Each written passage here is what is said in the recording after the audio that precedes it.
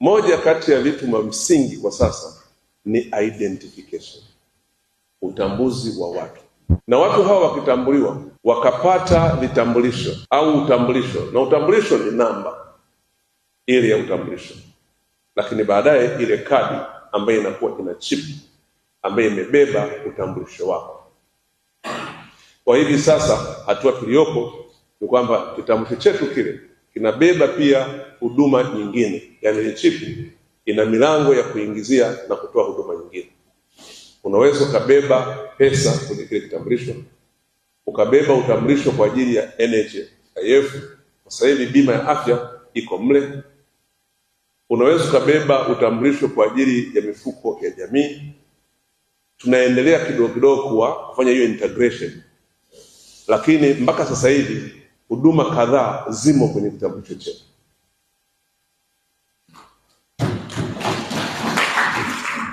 Kwa hivyo kama tutaweza kuwapatia Watanzania wote vitambulisho, tutakuwa tumefanya transformation kubwa kwenye digital economy, kwa sababu sasa tunaweza tukafanya biashara, na hata wizi, kupotea kwa fedha ni kwa sababu pesa inatoka kwa mtu mmoja anayejulikana inaenda kwa mtu mwingine anayejulikana, kwa hiyo haiwezi kupotea.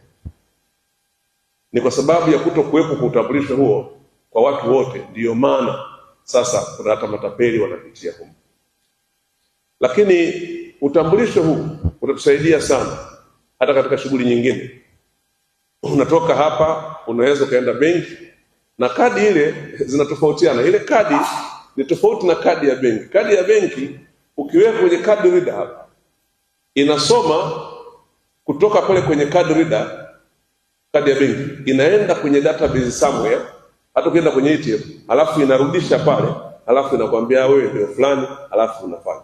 Kitambulisho chetu cha taifa chenyewe kimemaliza, kina hicho kila kitu. Hata ukienda kwenye card reader utapata information zako pale pale na unapata huduma pale pale. Kwa hiyo ukiwa na kilipio unalipia pale pale, sio mpaka ipeleke mahali alafu urudishe pale. Ndio tofauti wa vitambulisho kati ya vitambulisho vya kawaida na kile cha kwetu, kwa sababu kile cha kwetu cha kitambulisho cha NIDA kina hizo facility, kina accommodate utambuzi in itself, sio mpaka uende mahali na kurudi